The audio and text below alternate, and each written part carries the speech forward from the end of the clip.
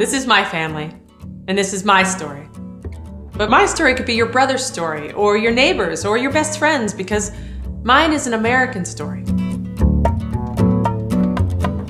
All across Kansas in the night. When I was a little girl, growing up in a little house in the big woods of Maine, I imagined that the Laura Ingalls Wilder books were about me. Little House on the Prairie got so ingrained in my idea of what it meant to take one's destiny in one's own hands, no matter how hard the road ahead, that I just somehow always knew I'd go west. We wanna keep rolling, listening to that late night radio. So, in early 2008, my husband Dan and I were newlyweds, and we lined up a bunch of gigs in California and hitched our wagon to the American dream and traveled west to seek our fortune. We were thrown a few curveballs along the way, like an unexpected pregnancy and a crazy lady living upstairs from us, and more moves than we ever imagined we'd do. But we kept going, we kept believing, until suddenly we had a new baby, and Dan was out of work. The recession had hit California, and then our lives. Hard. In the backseat of rain for the drumbeat, listening to that late night radio.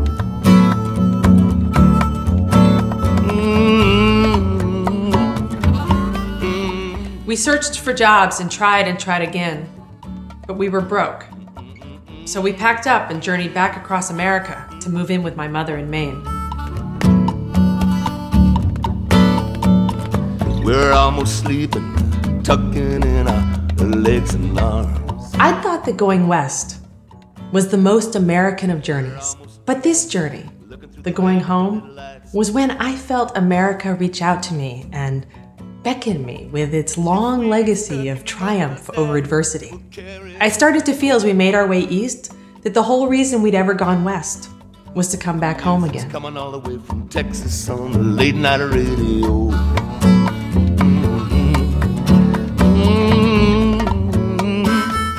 My story could be your story too.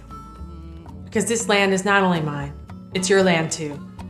And even though sometimes it's hard and sometimes we might not know it, America was made for you and me. Now my own children are back in that nest where I used to be. Every time they peek up, I say, you kids now try to get a little sleep.